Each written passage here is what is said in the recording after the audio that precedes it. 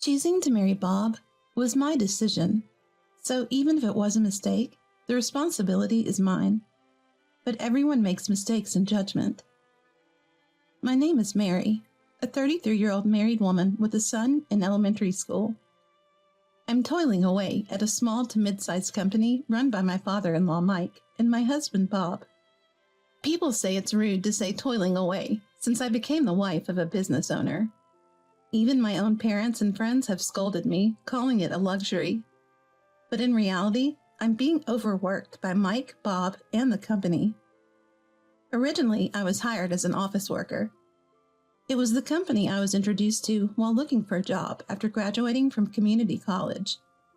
They paid me a salary until I married Bob. But then, wanting me to marry, Mike and Bob made me work without pay after the wedding. Being a small business, most of the staff were either Mike's relatives or Bob's friends. Lots of connections. I was tasked with everything, from administrative work to accounting and general affairs, along with countless other menial tasks. Due to cost cutting, I was even in charge of cleaning. Jim, a veteran among the staff, taught me the ropes. Jim, a distant relative of Mike, is a kind soul who helps me with my grueling tasks. I'm sorry I didn't tell you. You were married off to work for free, just like Janet was. Janet was my mother-in-law, a refined, calm, and kind woman, one of my few allies. According to Jim, Janet was actually Mike's cousin. Her parents decided on a marriage that turned out to be even more challenging than mine. My son Henry is kind-hearted and worries about his mother in these harsh conditions. But Bob, Janet's son, was similar to Mike. Arrogant, blustering, and never sparing a thought for his struggling mother, Janet. A man who doesn't cherish his own mother won't cherish his wife either. In this company, in this home, that kind of justice prevailed. Janet was very kind to me. She helped me, overwhelmed with housework and my job. Mike and Bob piled work on me and then expected me to take care of the household too. When I laid out takeout from the deli due to exhaustion, it caused an outrage. Even when Janet said, "Mary is tired. I will help her," it was to no avail. You're supposed to devote yourself to me once we're married. Stay out of this. Janet did her best to support me, but there were limits. After Bob had a son, he stopped paying attention to me. He'd disappear, leaving the house for days on end. Mike did the same. Yet they had the audacity to call me and Janet useless. A woman who can only bear one child is useless. Henry isn't cute like Mary. Is he really my child? They don't understand how much their words can hurt someone. My dignity has been shattered repeatedly by Mike and Bob. Since getting married, I've been burdened with various tasks to the point of exhaustion. It was only Janet's support that kept me from collapsing from overwork. With no wages paid, I couldn't afford to buy clothes or even get a proper haircut. Janet would secretly give me an allowance. She also shared her limited wardrobe and jewelry with me. Janet, skilled at sewing, would remake her precious dresses into new ones for me. "I'm sorry this is all I can do for you." The clothes Janet crafted with love were beautiful. Above all, I was grateful for Janet's warm heart. "Thank you, Janet. I can't believe you fixed my favorite dress," I said with tears in my eyes, and Janet just smiled. In her youth, Janet had attended a fashion design school, so she was a whiz with a needle and thread. She confided in me that she never wanted to marry Mike. She knew all too well his arrogant ways, having grown up with him as her cousin. But her parents had arranged it, and she felt she had no choice but to comply. After the wedding, Janet was treated terribly and was deeply unhappy. Even while pregnant, she was overworked by Mike. I was living the same fate. If Janet hadn't been there to help me, working right up until my due date, both my baby and I would have been in danger. Bob, who felt no love for his son Henry, never lifted a finger to help with the baby. And Henry, he never grew attached to his father or grandfather. He saw them as adversaries, witnessing how they treated his mother and grandmother. Henry was always by our side during the tough times. Despite his young age, he was aware that he was the man of the house. This didn't amuse Mike and Bob at all. When Henry showed defiance, Mike and Bob blamed me. He doesn't respect his grandfather. That's on you and your bad parenting. You're to blame for not educating him right. You're useless. They'd yell. I was so frustrated I felt like crying. But Henry, as smart as he is, caught on quickly. He knew his father and grandfather were the worst. For a 10-year-old, Henry spoke like an adult. And when it came to defending Janet and me, he was organized and direct in confronting Mike and Bob. You can't expect blind respect, not for a father or grandfather who don't deserve it. Can't you see that? Mike and Bob were furious with Henry's words. They scolded him for being insolent, but Henry completely ignored them. Mike tried to win Henry over with a hefty allowance, but it only made Henry despise him more. Bob tried to convince Henry of mine and Janet's incompetence, which backfired.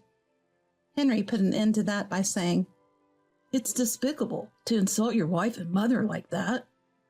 In private, Henry urged me to give up. "Mom, just get a divorce. Staying in this house is only making us miserable." He was right, but it was impossible for me. I had cried to my parents about how hard my life was, but they just scolded me for not being patient enough and being ungrateful to a relatively wealthy husband. So even if I divorced, I couldn't rely on my parents' home. And for a 33-year-old woman capable of only clerical and menial tasks, there was no hope. Above all, if I divorced, I risked losing custody of Henry, the heir to the company. If I left, Janet would be stuck in that house alone. I could never abandon kind-hearted Janet. So I endured Mike and Bob's treatment and kept on living. Henry and Janet watched me grow more worn out each day, worried sick about me. The only kind person at the company, Jim, had to quit. His wife fell seriously ill and needed his care. Mike forced him out, deciding that his situation was a liability to the work. It was ruthless how quickly Mike discarded Jim after years of loyal service to the company. Jim retired with only a modest pension and left, used up and then discarded when no longer needed. The atmosphere at the company grew even more uncomfortable without him. Exhausted, I began to lose my sense of purpose in life. It was then that a turning point arrived. It was time for Henry's school open day and the parent-teacher meeting. During the class observation, Henry was solving math problems with evident joy. Other parents looked on admiringly at his intelligence. Though he's the son of Bob and me, Henry has exceptional talents. A mother sitting next to me whispered, "You're Henry's mom, right? My son and Henry are good friends." As I managed a weary smile, the woman's face fell with concern. Worried I had offended her, another parent, a man, suggested in a low voice, "You look pale. It might be best to sit and join us." The teacher nodded with a smile at his suggestion.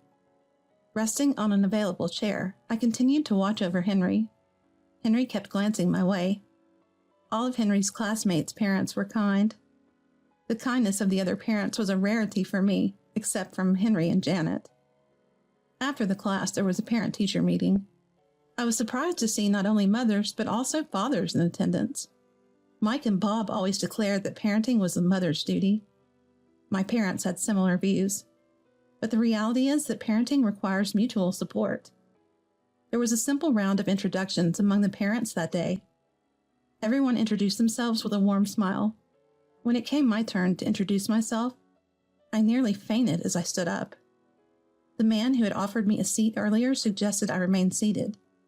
He was the same parent who had been considerate during the class.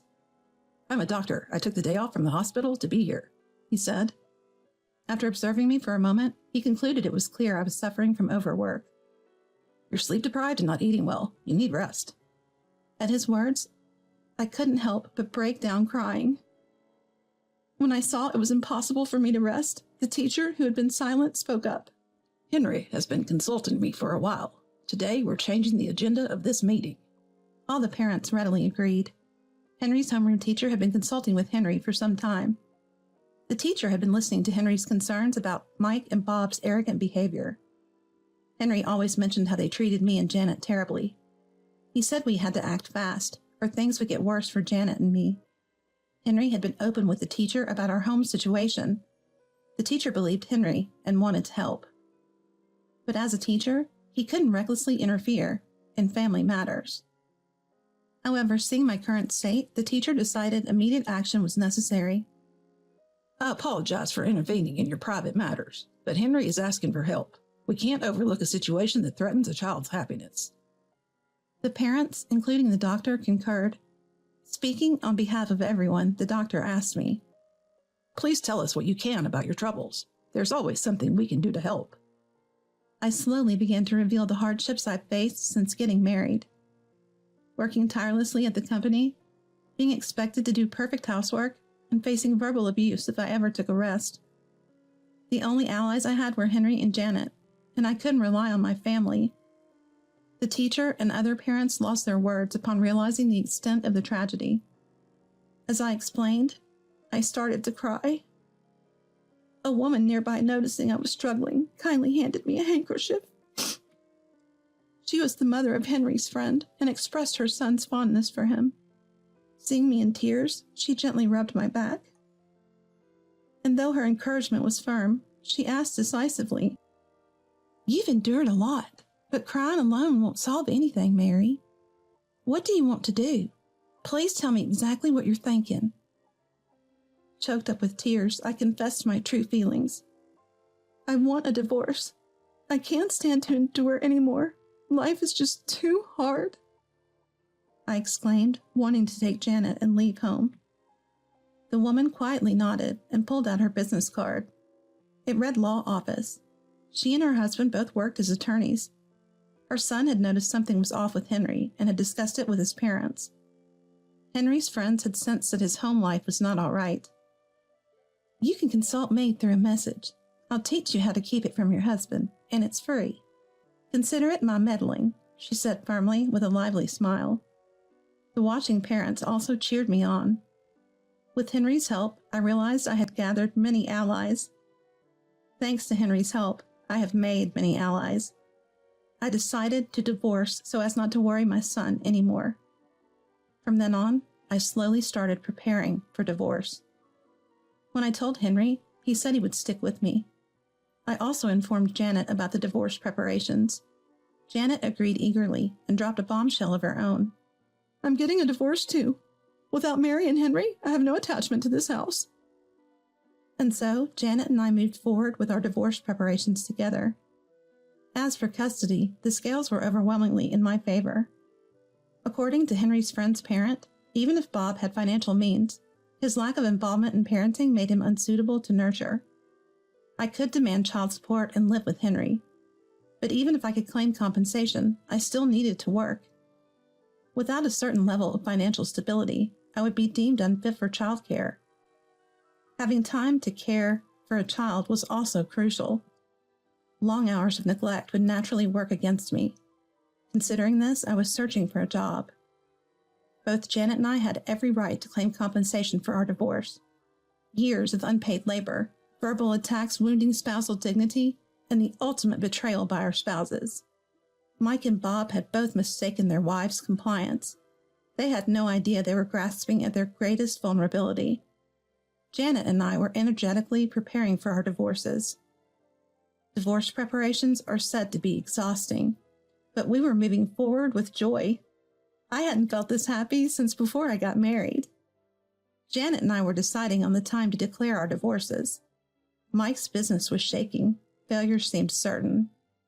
With the company's cash flow tight, Mike and Bob were getting irritated. And I had a source feeding me information. Jim, who was ousted after his wife fell ill. He cared for his sick wife while working for another company. Jim was bitter about being deemed expendable and pushed out of the company. That's when he switched to a job where he could work behind the scenes to bring about its downfall. Basically, it was a company that lent money. Mike must have been struggling with finances since he took out a loan from Jim's company. Jim kept me updated every step of the way. Mike couldn't see through Jim's intentions. He didn't realize that taking a loan here meant huge interest would pile up. "Looks like bankruptcy is on the horizon. The debt is substantial. There's no way he can pay the settlement." "We'll collect without mercy. Feel free to exploit Mike and Bob as you wish." Then the day we had been waiting for arrived.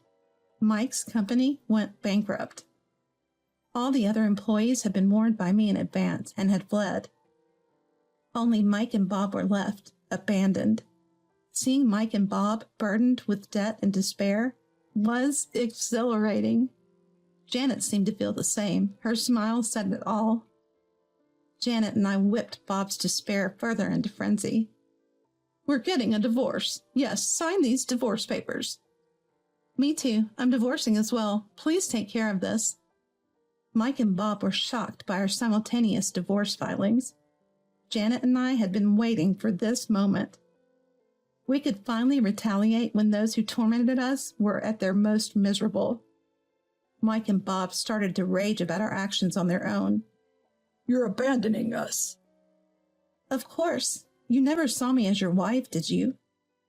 Just as Mike and Bob were about to shout back, Janet chimed in seamlessly. "And you've been having affairs, right? I know about it. Idiot men." Usually poised, Janet's remarks left Mike and Bob speechless. Janet and I unleashed all our pent-up frustration, resentment, and anger on Mike and Bob.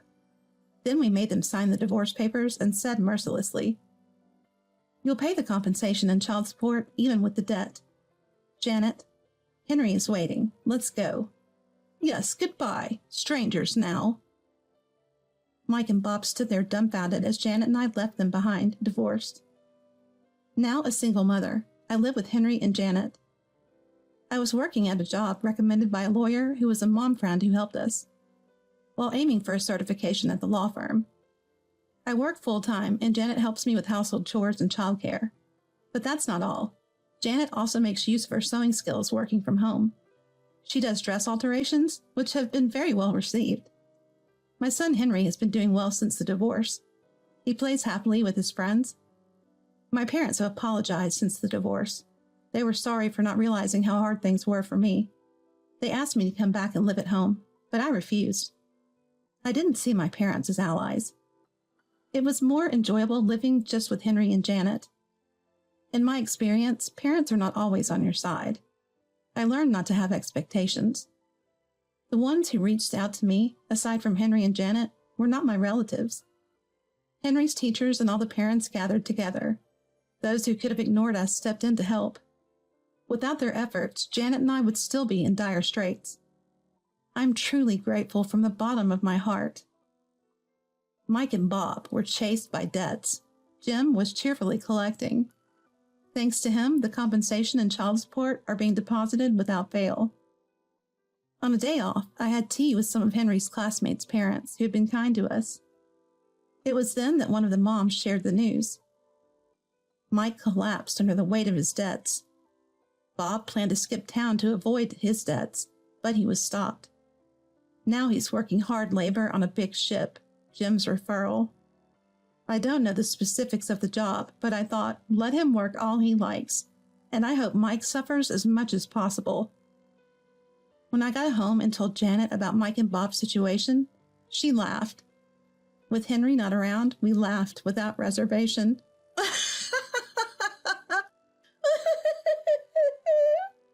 I can't wait to claim the next compensation payment.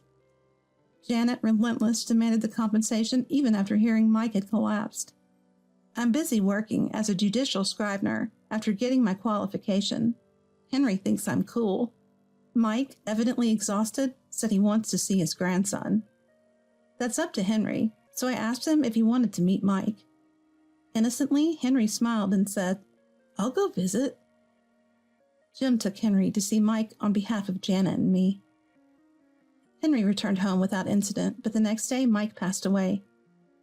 None of us, not I, Henry, or Janet, attended the funeral. It was doubtful there were any attendees. Out of distant kinship, Jim took care of the burial and all. When I called to thank him, Jim responded kindly. "My wife has settled down too. Sorry for the worry." When I replied, "That's good," Jim chuckled a bit. Jim praised Henry for being great when he went to see Mike. I believe kind Henry had cheered up bedridden Mike. Mike must have been content to see his grandson one last time. Janet and I had believed that for years. But the truth came out when Henry went to high school. Jim had kept a secret. There was no direct evidence linking Henry to Mike's situation.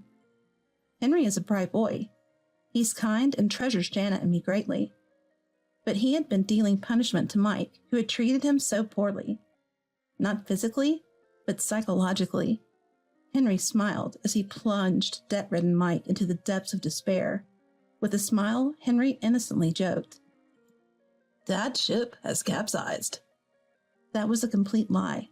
Bob is still on a ship paying off his debts. Years later, I scolded Henry, telling him lies are not okay. He swore to never say it again. Obeying our instructions, Henry no longer tells lies that cause despair. Yet he absolutely refuses to meet his father, Bob. For Bob, the greatest misery isn't the divorce or debts, but being seen as sunk by his own son. But fortunately, he hasn't sunk, so I continue to demand child support.